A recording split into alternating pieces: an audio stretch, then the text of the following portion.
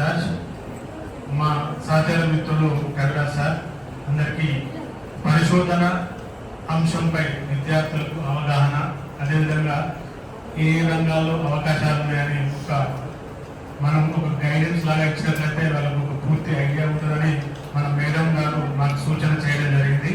దానిలో భాగంగానే ఈ యొక్క ప్రోగ్రామ్ ఏర్పాటు చేశాం. ఇంతవరకు సార్ వాళ్ళు వేరే రంగాల్లో రీసెర్చ్ ఏ విధంగా జరుగుతుందో చెప్పడం జరిగింది. ఇప్పుడు నేను బయోసైన్స్ అదేవిధంగా ఫిజికల్ సైన్స్ ఈ రెండు రంగాల్లో కూడా రీసెర్చ్ ఏ విధంగా ఉంటుందో చెప్తాను. సో మొదటగా బయోసైన్స్, లైఫ్ సైన్సెస్ అంటాం, బాటనీ, జువాలజీ. సో దీంట్లో ఏదైనా ఒక కొత్తది కనుక్కోవాలంటే ఇంతకుముందు సార్ చెప్పడం జరిగింది, అంటే సెర్చ్, మరొకసారి సెర్చ్ చేయడం, ఉన్నదాన్ని సెర్చ్ చేయడం, కొత్తది కాదు. మనమేం ఇన్వెన్షన్ చేయం, ఇక్కడ డిస్కవరీ చేస్తాం. You know about difference between discovery and invention. లేని దాన్ని అనుకుంటే ఇన్వెన్షన్, ఉన్నదాన్ని అనుకుంటే డిస్కవరీ. సో మనం రీసెర్చ్ లో మెజర్ గా డిస్కవర్ చేస్తాం. కొన్ని సందర్భాల్లో హైయర్ రీసెర్చ్ లో కూడా ఇన్వెన్షన్ కూడా చేయడం జరుగుతుంటుంది. ఫర్ ఎగ్జాంపుల్ మన కెమిస్ట్ లో కృత్రిమ మూలకాలను తయారు చేయడం జరిగింది, అంతేనా? కృత్రిమ మూలకాలు అటామిక్ నెంబర్ తర్వాత ఉన్నాయని కూడా దాదాపు ఆర్టిఫిషియల్ ఆటమ్స్. సో ఆ విధంగా రెండింటికి డిఫరెన్స్ ఉంటుంది. బయోసైన్స్ లో రీసెర్చ్ ఏ విధంగా ఉంటుందంటే, ఫర్ ఎగ్జాంపుల్ టాక్సికాలజీ రంగం, పొల్యూషన్, రకరకాల పొల్యూషన్లు ఉన్నాయి.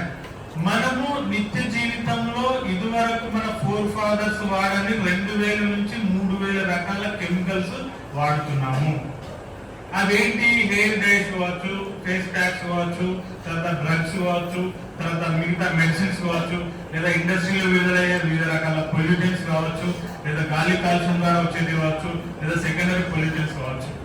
అవన్నీ మన దేహంలోకి వెళ్ళి మన దేహం, అది మొక్కలైనా జంతువులైనా, body made up of organs made up of tissues made up of cells made up of cellular organelles made up of different proteins, carbohydrates, lipids. So the chromosomes made up of DNA. Next, some amount of DNA along with RNA present in the chromosomes. ఇవన్నీ కూడా biomolecules. ఏదైనా ఒక కాలుష్య కారకం మన దేహంలోకి వెళ్ళింది. For example డైరెక్సిన్, plastic కాల్స్తే డైరెక్సిన్ వస్తుంది. BPA, bisphenol A అనే ఒక సబ్స్టెన్స్ ఉంటుంది. సో ఈ వాటర్ బాటిల్ ఎక్కువగా నిల్వ ఉంచినట్లయితే వాటర్ దీంట్లో BPA రిలీజ్ అవుతుంది. అది కార్సినోజెనిక్, క్యాన్సర్ ని కలిగిస్తుంది.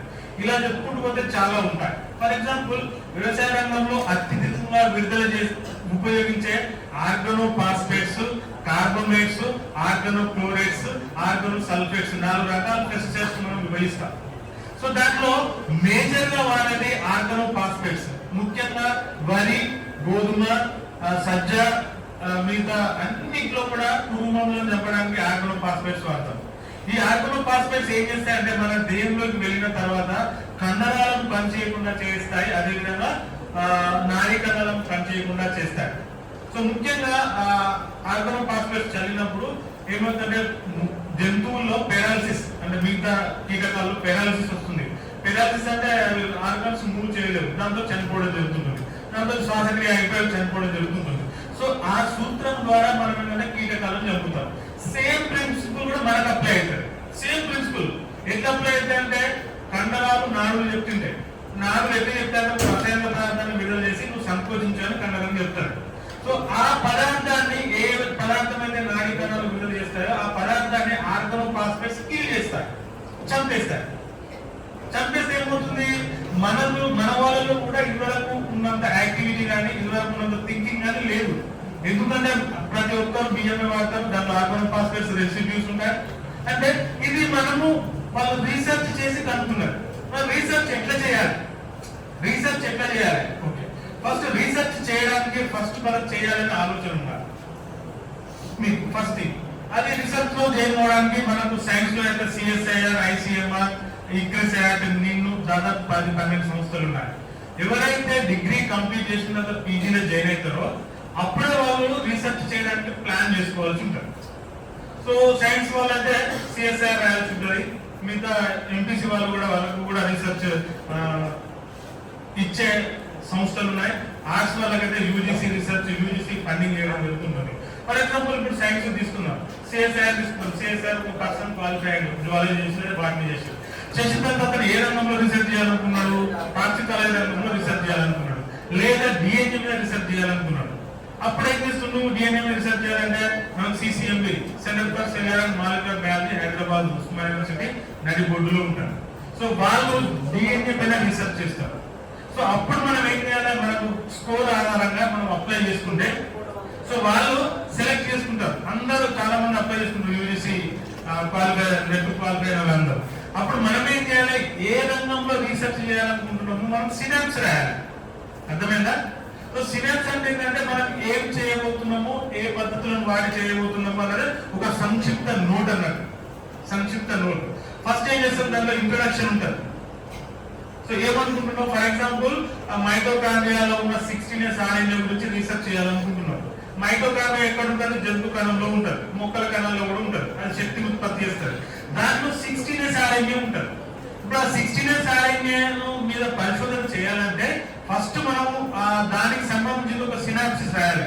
ఫస్ట్ ఇంట్రొడక్షన్, తర్వాత మెటీరియల్ మెథడ్స్, తర్వాత నెక్స్ట్ ప్రొసీజర్, తర్వాత రెఫరెన్సెస్, మన కంక్లూజన్, నెక్స్ట్ రెఫరెన్సెస్. ఇది పద్ధతి.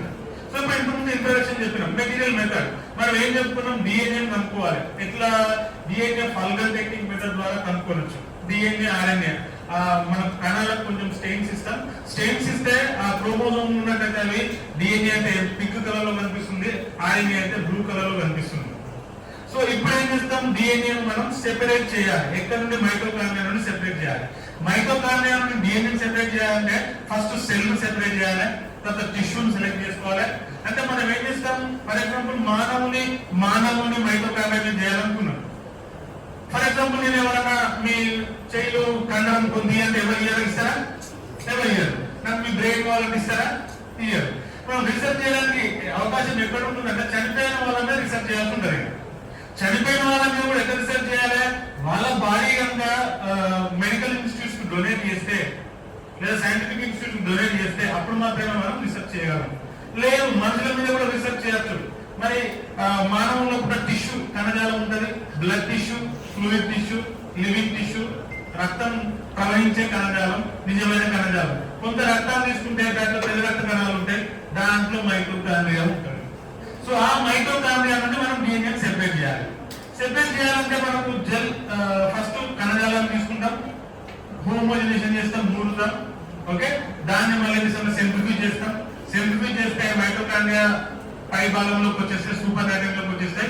ఇప్పుడు సూపర్ నాట్రియం తీసుకుంటాం, మళ్ళా వీటికి కొన్ని కెమికల్స్ కలుపుతాం. కెమికల్ కలిపితే ఏమైందంటే ఫైనల్ గా మనకు ఎంఆర్ఎన్ఏ బయటకు వచ్చేస్తాం, ఆర్ఎన్ఏ బయటకు వచ్చేస్తాం. ఓకే, అంటే ఒక పద్ధతి ప్రకారం చేయాలి. చాలా సింపుల్ గా చెప్పిన. So when they are performing we are using highly sophisticated technology. చాలా పెద్ద టెక్నాలజీ వాడతాం. మీరు అనుకుంటున్నారు జ్వాలజీలో లేదా బాటనీలో రీసెర్చ్ చేయడానికి, బయోసైన్స్ రీసెర్చ్ చేయడానికి ఫిజికల్ ప్రిన్సిపల్స్ వాడతాం.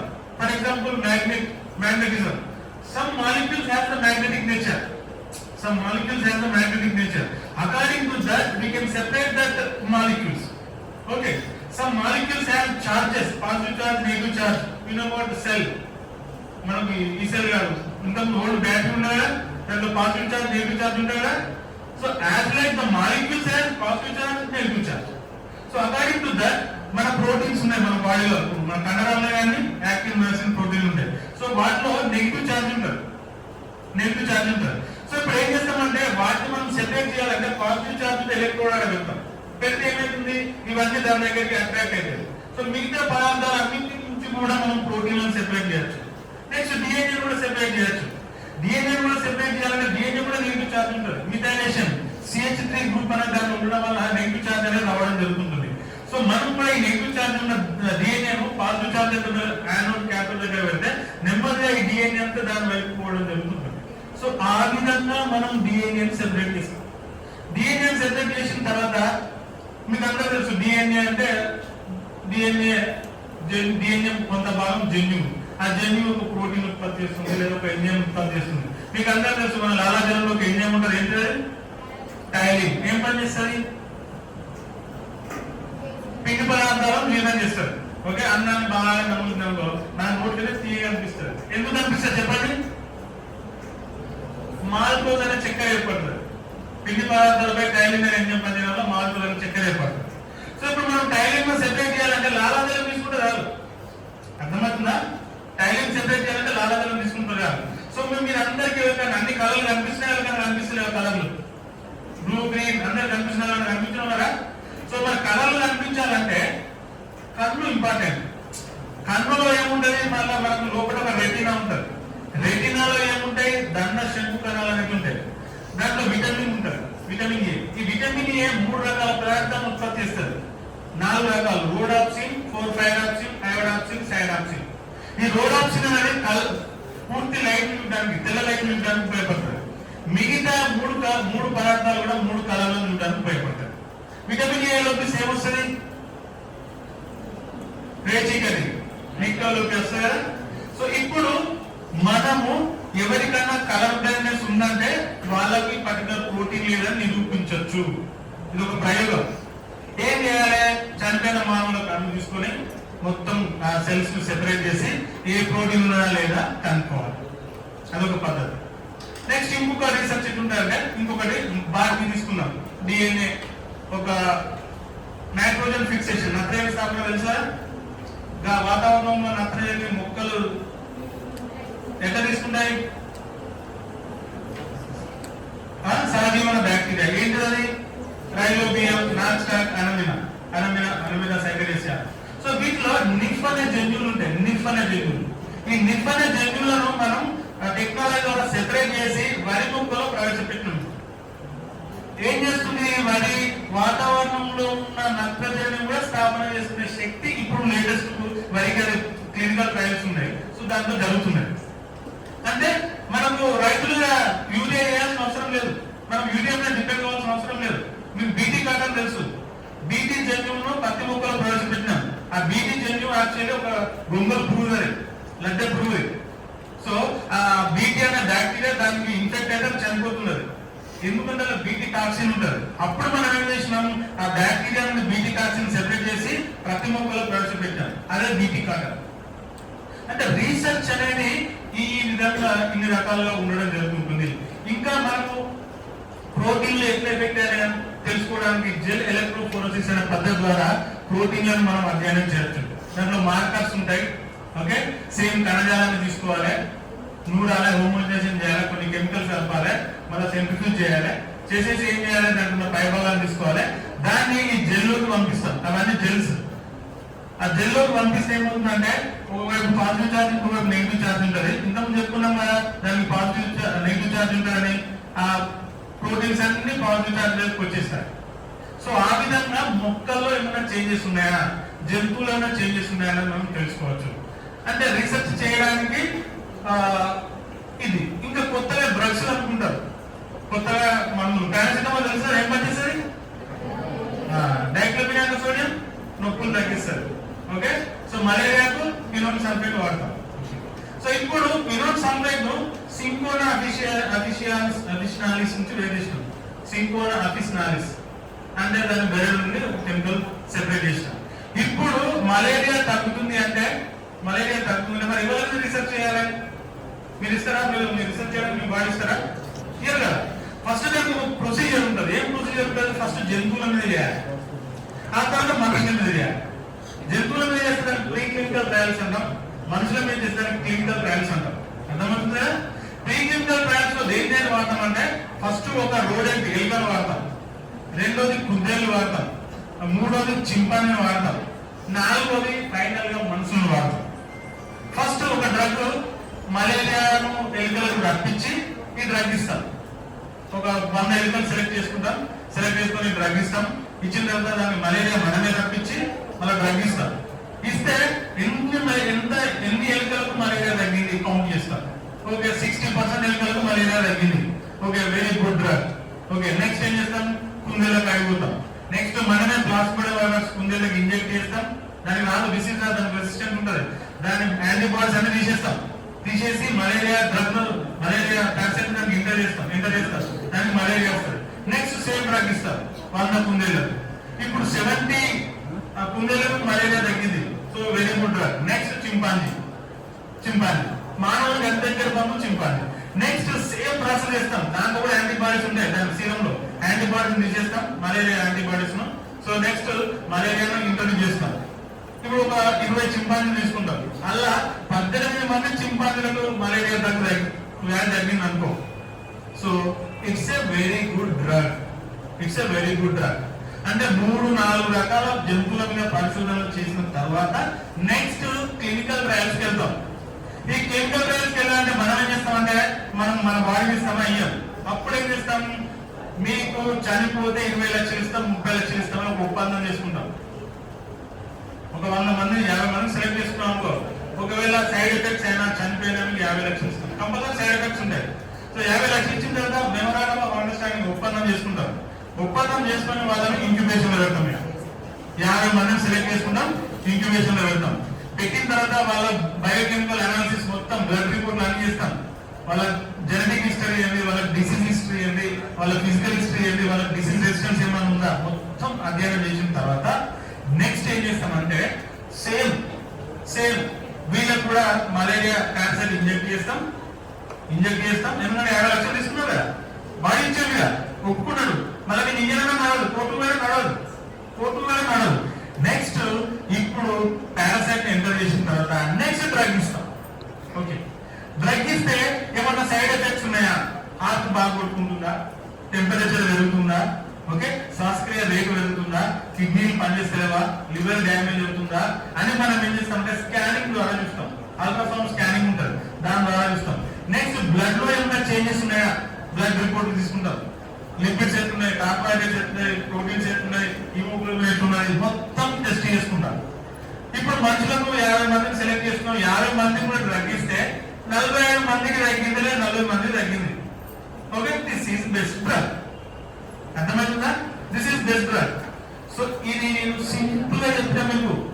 ఈ ప్రాసెస్ అంతా చేయడానికి 6 నుంచి 7 సంవత్సరాలు పడుతుంది. ఒక్క డ్రగ్ ను కనుక్కోవడానికి 6 నుంచి 7 సంవత్సరాల టైం పడుతుంది.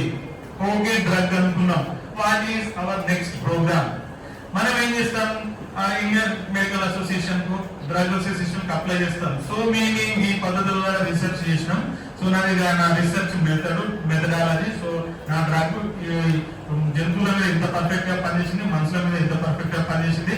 తక్కువ సైడ్ ఎఫెక్ట్స్ ఉన్నాయి, తక్కువ సైడ్ ఎఫెక్ట్స్ ఉన్నాయని మనం చెప్తాం. చెప్తే ఐఎంఏ తర్వాత ఇండియన్ డ్రగ్ ఆర్గనైజేషన్ వాళ్ళు ఏం చేస్తారు, సో ఇది రైట్ ఆ రాంగ్ అని మళ్ళీ ఒకసారి ఒక్క చింపాంజీ మీద ట్రయల్ చేసుకుంటారు. ఎందుకంటే జనాలకు విడుదల చేసుకుంటారు, చింపాంజీ మీద ట్రయల్ చేసుకుంటారు. ట్రయల్ చేసుకున్న తర్వాత ఎస్ ఓకే, లేదా చింపాంజీకి మొత్తం ర్యాషెస్ వచ్చినాయి, చింపాంజీ చనిపోయింది, నువ్వు చేసిన ఎక్స్పెరిమెంట్ రాంగ్. అలాగే మనం చేసుకున్న చింపాంజీ ఎక్స్పెరిమెంట్ చేసిన చెప్పినా కదా, కానీ వాళ్ళు చేస్తే చనిపోయింది. నీ ప్రొసీజర్ రాకు, నీ డ్రగ్ తప్పు, నువ్వే తప్పు, అవుట్ అంటాం. అర్థమవుతుందా? సో ఒకవేళ నువ్వు పర్ఫెక్ట్, అప్పుడు మనం చేస్తాం ఇంటెలెక్చువల్ ప్రాపర్టీ రైట్ లోకి వెళ్ళి మనం పేటెంట్ తీసుకోవాలి. ఒక డ్రగ్ మనం అనుకున్నాం, మనం పేటెంట్ తీసుకోవాలి. వేరే applying for patent of India వాళ్ళు ఏం చేస్తారు, వాళ్ళు మొత్తం మనం స్టడీ చేస్తారు. స్టడీ చేసి ఎవ్రీథింగ్ తర్వాత జనాల్లోకి రిలీజ్ చేసే ముందు కూడా ఫిజియన్ శాంపిల్స్ ఇస్తారు. మీరు అప్పుడప్పుడు హాస్పిటల్ పోతే ఫ్రీగా కొన్ని మందులు ఇస్తారు, ఫిజియన్ శాంపిల్స్ అంటాం. సో ఫిజియన్ శాంపిల్స్ కూడా ఇచ్చి ఫస్ట్ డ్రగ్ జనాల్లోకి రిలీజ్ చేయడానికి ముందు అఫీషియల్ గా ఫిజియన్ శాంపిల్స్ ఇస్తారు. మనం సేమ్ ఇప్పుడు quinine drug, so quinine drug normal ఆర్ఎంపీలకు ఇస్తారు. అవి ఇస్తే వాళ్ళు జ్వరం ఫస్ట్ వేస్తారు, వేస్తే తగ్గిపోయింది, ఏమన్నా సైడ్ ఎఫెక్ట్స్ లేవా, no side effects, okay, just drug was allowed into public domain. No public domain లోకి రిలీజ్ చేస్తారు. ఇప్పుడు వాళ్ళు ఏం చేయాలి, ఈ డ్రగ్ ను ఇండస్ట్రియల్ లెవెల్లో తయారు చేయాలి. అర్థమవుతుందా? ఇండస్ట్రియల్ లెవెల్లో తయారు చేయాలి. అప్పుడు కెమిస్ట్రీ వాళ్ళు, బాటనీ వాళ్ళు వచ్చేస్తారు నెక్స్ట్ ఫీల్డ్ లో, కెమిస్ట్రీ వాళ్ళు. సో దాని యొక్క డ్రగ్ కెమికల్ నేచర్ ఏంది, సో ఆ డ్రగ్ ఎక్కడ ఉంది, దాన్ని ఏ పద్ధతి ద్వారా సెపరేట్ చేయొచ్చు. మన తక్కువ ఖర్చుకు ఒక 2-3 ప్రాసెస్లు ఉంటాయి. ఏ ప్రాసెస్ వాడితే తక్కువ ఖర్చులో డ్రగ్ ఉత్పత్తి అవుతుందో ఆ ప్రాసెస్ నే వాడాలి. ఎందుకంటే మన డ్రగ్ రేట్ ఎక్కువ పెడితే కొనరు, మన ప్రజలకు అవైలబుల్ ఉండాలి. కాబట్టి ప్రతి మాలిక్యూల్ ని ఇప్పుడు తయారు చేసిన all antibiotics, okay, all pain killers, all sedatives, నిద్ర మాత్రలు, ఓకే, అన్ని కెమికల్స్ కూడా, డ్రగ్స్ కూడా మనం ఈ విధంగా ఈ పద్ధతిలో తయారు చేస్తాం. This is the procedure. So అయిన తర్వాత మళ్ళా డ్రగ్ ను మన వెహికల్స్ ఉంటాయి. వెహికల్ అంటే అప్పుడు మనం నారాయణపేట నుండి మౌనార్ పోవడానికి ఏంటంటే బస్సు కావాలి. అట్లా బ్లడ్ నుండి కణంలో తీసుకోవడానికి కొన్ని వెహికల్స్ ఉంటాయి. ఆ వెహికల్స్ కలిపితేనే మనకు దాని అర్థం బిల్ల గోల్ స్ట్రక్చర్ వస్తుంది. ఆ గోల్ స్ట్రక్చర్ వస్తుంది, లేకుండా రాదు. ఖచ్చితంగా పారాసిటమాల్ బ్లడ్ నుండి సెల్ లో తీసుకోవాలంటే ఒక పదార్థం ఉండాలి. ఈ పారాసిటమాల్ ఆ పదార్థం మీద కూర్చుంటది, అదే లోపల తీసుకోపోతుంది, అదే పెయిన్ క్లీన్ చేస్తుంది. సో ఇట్లా వెహికల్స్ కూడా ఉంటాయి. కాబట్టి మీరు రీసెర్చ్ ఈ రంగంలో చేయాలంటే కొంచెం ఎక్కువ టైం పడుతుంది, ఓపిక ఉండాలి. కానీ ఒకవేళ కనుక సక్సెస్ అయింది అనుకో, 3 years million years అవుతుంది. ఫర్ ఎగ్జాంపుల్ మన భారత ప్రభుత్వం శాంతా బయోటెక్ వాళ్ళు ఇంజక్షన్లు హెపటైటిస్ బి వ్యాక్సిన్ అనుకున్నారు. అంతేందుకు మొన్న వచ్చిన కరోనాకు Poonawalla serum institute of India వాళ్ళు వ్యాక్సిన్ అనుకున్నారు. పూనావాలా ఈరోజు మిలియన్స్ సంపాదనే కాదు, ఆఫ్రికాలో ఉన్న పేద దేశాలన్నిటికీ ఫ్రీగా మన భారత ప్రభుత్వము కరోనా వ్యాక్సిన్ ఇవ్వడం జరిగింది. దాంతో దేశం ప్రపంచాల్లో చాలా మంది బ్రతకడం జరిగింది. మొన్న మన ప్రధానమంత్రి పోతే ఉగాండా సమయంలో కంట్రీ ప్రెసిడెంట్ కాలు ముఖ్యులు, ఒక ప్రెసిడెంట్ ఇంకొక దేశాధ్యక్షుడు లేదా ప్రధానమంత్రి షేక్ హ్యాండ్ ఇచ్చుకోవడం, ఆలింగనం చేస్తారు. కానీ ఆయన కాలు ముఖ్యులు అంటే అంత ఎఫెక్ట్, అంత గుర్తింపు, అంత రికగ్నిషన్ ఉంటుంది. అంటే అది మనకు కనుక ప్రాపర్ పద్ధతిలో చేస్తే మనకి రికగ్నిషన్ ఉంటుంది. మళ్ళీ ఇళ్ళ కూడా దొంగలు ఉంటారు. కష్టపడి ఒక ఏదైనా పర్సన్ ఒక డ్రగ్ అనుకుంటే వాళ్ళ సమాధానం అంతా దొంగిలించి ఈయన అనుకున్నాను వాడుకోతూ పోతాడు. ఇవన్నీ ఉంటాయి. ఇంటలెక్చువల్ ప్రాపర్టీ రైట్స్ ఉంటాయి, ఇంటర్నేషనల్ కోర్ట్ ఆఫ్ జస్టిస్ ఉంటుంది, ఇవన్నీ ఉంటాయి. సో ఇది రీసెర్చ్, లైఫ్ సైన్స్ లో రీసెర్చ్ చేయాలంటే ఈ పద్ధతులు. ఓకే, ఫస్ట్ మనం ఇంట్రొడక్షన్ చేయాలి, దాని రివ్యూ ఆఫ్ లిటరేచర్ అంటాం. ఒక ఎక్కడ ఏ ఏరియాలో రీసెర్చ్ చేయాలని చదవాలి. చదివిన తర్వాత రీసెర్చ్ పద్ధతులను, ఏ పద్ధతులను ఫాలో అవుతామో ఆ పద్ధతులు ఫాలో అవ్వాలి. తర్వాత ప్రొసీజర్ ఎట్లా చేయడం, చేసిన తర్వాత రిజల్ట్స్ ఏంటి, రిజల్ట్స్ అయిపోయిన తర్వాత నెక్స్ట్ ఫర్దర్. సో ఇది ఈ విధంగా రీసెర్చ్ అనేది ఉంటుంది. సో మీకు ఎవరైనా రీసెర్చ్ చేయాలి అని అనుకున్నప్పుడు మీరు ఇప్పటి నుండే ప్లాన్ చేయాలి. ఇది మేము బయోసైన్స్ చెప్పినాం, సేమ్ ఫిజికల్ సైన్స్ కూడా ఉంటారు. ఫర్ ఎగ్జాంపుల్ కెమిస్ట్రీ వాళ్ళు ఏదైనా హీమోగ్లోబిన్ స్ట్రక్చర్ మీద చేస్తారు, లేదా క్లోరోఫిల్ స్ట్రక్చర్ మీద చేస్తారు. వాళ్ళకి డ్రగ్ కెమిస్ట్రీ ఉంటారు. సేమ్ ప్రాసెస్ అంతా మనం అది కెమిస్ట్రీ అయినా botany nothing but chemistry when we are going to research. Botany nothing but chemistry when we are going to research. So physical techniques కూడా ఉంటాయి. For example nuclear magnetic resonance. మీకు CT scan అంటాం కదా తెలుసా, MRI scan అంటాం కదా, magnetic resonance imaging. So ఏం చేస్తాం, సిటీ స్కాన్ లో ఎక్స్రే సాధారణంగా మనం ఇమేజ్ ఐడెంటిఫై చేసి ఒక ఆర్గాన్ లో డిసీజ్ ఉందా లేదా అనుకుంటాం. సో ఎంఆర్ఐ స్కాన్ ద్వారా బ్రెయిన్ లో టిష్యూస్ ఏ విధంగా డ్యామేజ్ అయ్యాయో అనుకుంటాం. ఎట్లా అనుకుంటాం అంటే డిసీజ్ సెల్ కు నార్మల్ సెల్ కు డిఫరెన్షియేట్ ఎంఆర్ఐ చేస్తుంది. జస్ట్ దాని మ్యాగ్నెటిజం ఆధారంగా if disease tissue present in our brain, so or any tumour cells are present in our brain. So ఈ ట్యూమర్ కణాలకు గ్లూకోజ్ నిల్వ చేసుకునే సామర్థ్యం ఎక్కువ ఉంటుంది. అర్థమవుతుందా? క్యాన్సర్ కణాలకు అవి ఏం చేస్తాయంటే, ఫర్ ఎగ్జాంపుల్ నేను ఒక ముచ్చట చెప్తున్నా, ఒక క్యాన్సర్ సెల్ ఏముంది, మీకు అన్ని నార్మల్ సెల్స్, ఈ అన్ని సెల్ యొక్క ఫుడ్ ఇదే గుంజుకొని తింటారు. క్యాన్సర్ సెల్ గుంజుకొని తింటారు. అది గుంజుకొని లోపల పెట్టుకుంటుంది, బాడీ లోపల. దాంట్లో గ్లూకోజ్ లెవెల్స్ ఎక్కువ ఉంటాయి. సో ఆ గ్లూకోజ్ లెవెల్స్ ఎక్కువ ఉన్నప్పుడు ఏంటంటే హైడ్రాక్స్ అయాన్స్, ప్రోటాన్స్ రిలీజ్ అవ్వడం వల్ల ఆ రిలీజింగ్ ఆధారంగా ఏది నార్మల్ సెల్, ఏది డిసీజ్ సెల్, ఏది క్యాన్సర్ సెల్ అనేది ఎంఆర్ఐ ద్వారా మనం రేడియాలజీలో ఐడెంటిఫై చేస్తాం. సో అక్కడ ఫిజిక్స్ లో వాడతాం. అర్థమవుతుందా? నేను ఒక్కటి చెప్తున్నా. ఇంకొకటి బ్లడ్ గ్లూకోజ్ టెస్ట్ చేస్తాం. సింపుల్ ఇవ్వడంటే రక్తాన్ని తీసుకొని బెండి 3 కలిపి షుగర్ వేడి చేసి అదంతా చేస్తే అది లేట్ ఆకుపచ్చ నుండి పింక్ కలర్ లోకి వస్తే షుగర్ పేషెంట్ అని మూత్రం తీసుకొని టెస్ట్ చేసేది. ఇప్పుడు ఏం చేసినాం, బ్లడ్ తీసుకొని టెస్ట్ చేస్తున్నాం. బ్లడ్ కి ఏం చేస్తాం, ఒక చిన్న స్ట్రిప్ ఉంటుంది. సో ఆ చిన్న స్ట్రిప్ మీద ఒక చిన్న లాట్ ఉంటుంటుంది, దాంట్లో బ్లడ్ ఇవ్వగానే సో ఇక్కడ నుంచి కనెక్షన్ ఇట్లా మూవ్ అవుతున్నప్పుడు ఎన్ని గ్లూకోజ్ అణువులు ఉంటే అన్ని 2 ప్రోటాన్లు వస్తాయి. ఫర్ ఎగ్జాంపుల్ మనము ఒక చిన్న గ్రామ్ బ్లడ్ తీసుకుంటే దాంట్లో 100 గ్లూకోజ్ అణువులు ఉంటే 200 ప్రోటాన్లు వస్తాయి. ఈ 200 ప్రోటాన్లు వెళ్ళి ఏం చేస్తాయి అంటే వేరే పదార్థాలను చేంజ్ చేసేస్తాయి. ప్రోటాన్లు చేంజ్ చేసేస్తాయి. ప్రోటాన్ దగ్గర శక్తి ఉంటుంది, ఎనర్జీ ఉంటుంది, చేంజ్ చేసేస్తాయి. సో కాబట్టి 100 గ్లూకోజ్ అణువులు ఉన్నాయి. 200 ప్రోటాన్లు వచ్చినాయి కాబట్టి ఇవ్వబడిన రక్తంలో 100 గ్లూకోజ్ అణువులు ఉన్నాయి. మనం ఇప్పుడు లేటెస్ట్ టెస్ట్ చేస్తున్నాం గ్లూకోమీటర్ ఆధారంగా. సో ఇది ఇంకా లేటెస్ట్ ఏంటంటే మనం ఇక్కడ పెట్టుకుంటాం, ఇక్కడ పెట్టిన గ్లూకోమీటర్స్ కూడా ఉంటాయి. జస్ట్ లోపల గ్లూకోజ్ నే ఎస్టిమేట్ చేయడం జరుగుతుంది. అంటే రీసెర్చ్ అనేది చాలా అడ్వాన్స్ గా ఉంది. ఇంకా రీసెర్చ్ టెలిపతి అంటారు, మన మైండ్ కూడా చదువుతాం. ఇప్పుడు నార్మల్ గా బ్రెయిన్ ఏం చేస్తుంది అంటే ఆల్ఫా, బీటా, గామా, తీటా 4 రకాల తరంగాలను యూజ్ చేస్తారు. మనం హ్యాపీగా ఉన్నాం అనుకో ఆల్ఫా కిరణాలు రిలీజ్ అయితే, కొంచెం డిస్టర్బెన్స్ ఉన్నాం అనుకో బీటా, ఇంకా డిస్టర్బెన్స్ పెడితే గామా, ఇంకా పిచ్చోలని అనుకో ఫుల్ గామా కిరణాలు, లాస్ట్ కిరణాలు విపరీతంగా వస్తుంటాయి. బాగా ఆలోచనలు వస్తుంటాయి. మీరు చూడండి వాళ్ళు ఎంత అయిపోతుంటారు. సో దాని ఆధారంగా మన యొక్క బ్రెయిన్ పొజిషన్ సైకాలజిస్ట్ తెలుసుకుంటారు. అర్థమవుతుందా? So then they are happy, our brain can release the alpha waves.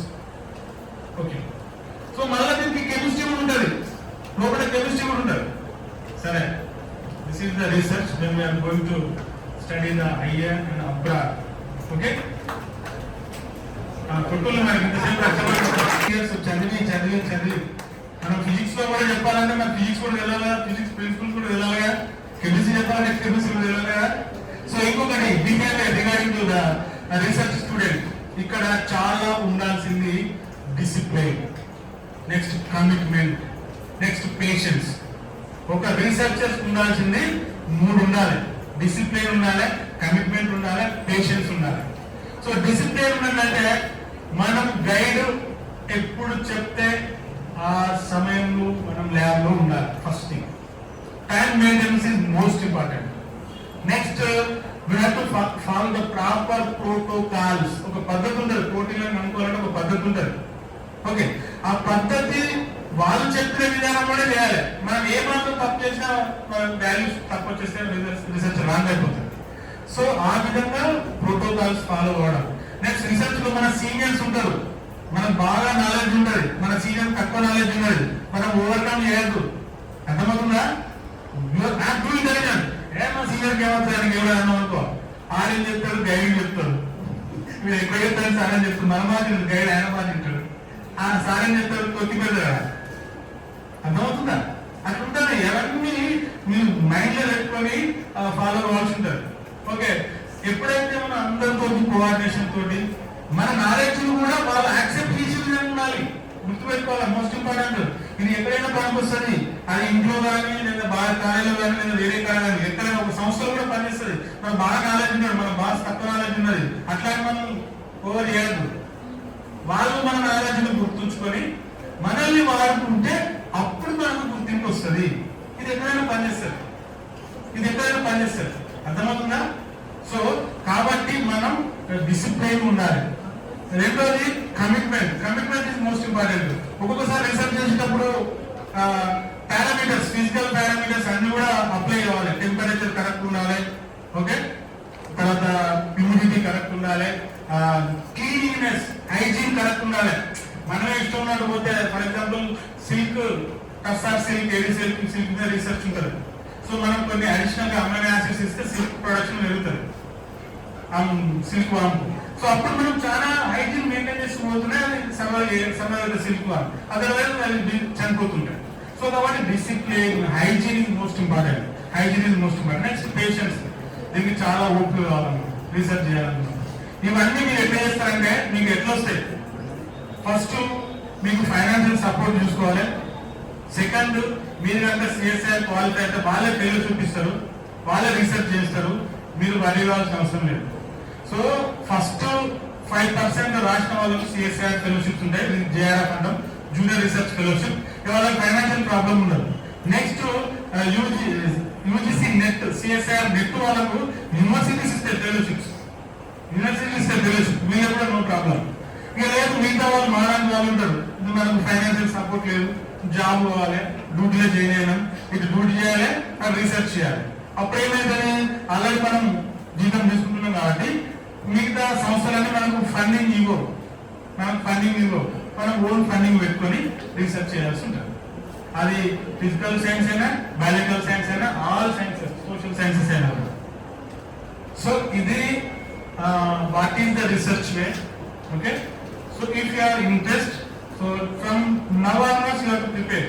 మీకు ఒకవేళ ఇంట్రెస్ట్ ఉంటే ఈ రోజు నుంచే ప్రిపేర్ కావాలి. ఫర్ ఎగ్జాంపుల్ లైఫ్ సైన్సెస్ కానీ, ఫిజికల్ సైన్సెస్ కానీ, సిఎస్ఆర్ నెట్ ఇట్లా కొట్టాలంటే, జేఆర్ఎఫ్ కొట్టాలంటే బాటనీ, జువాలజీ, కెమిస్ట్రీ మొత్తం చదవాల్సి ఉంటుంది. 3 years సబ్జెక్ట్స్. అట్లా ఇక్కడ ఉంటే అక్కడ చెప్పగలగాలి.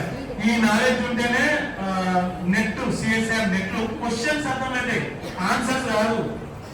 బాటనీ, జువాలజీ, కెమిస్ట్రీ ఫుల్ తరో నాలెడ్జ్ ఉంటే నీకు వాళ్ళు పెట్టే సిఎస్ఆర్ ఎగ్జామ్ లో క్వశ్చన్స్ అర్థమైతే, ఒక క్వశ్చన్ ఒక A4 సైజ్ పేపర్ మొత్తం ఉంటుంది. ఒక క్వశ్చన్ A4 సైజ్ పేపర్ మొత్తం ఉంటుంది. అప్పుడు వాళ్ళ కెమిస్ట్రీ పార్టీ మూడింటినే ఆన్సర్ చేయాలి. అందుకనే చాలా మందికి సిఎస్ఆర్ నెట్ రాసిన, జేఆర్ఎఫ్ రాసిన రావడం తీసారు. సో ఇది ఐ థింక్ మీకు మంచి నాలెడ్జ్ వచ్చిందని నేను అనుకుంటున్నా. Okay, thank you.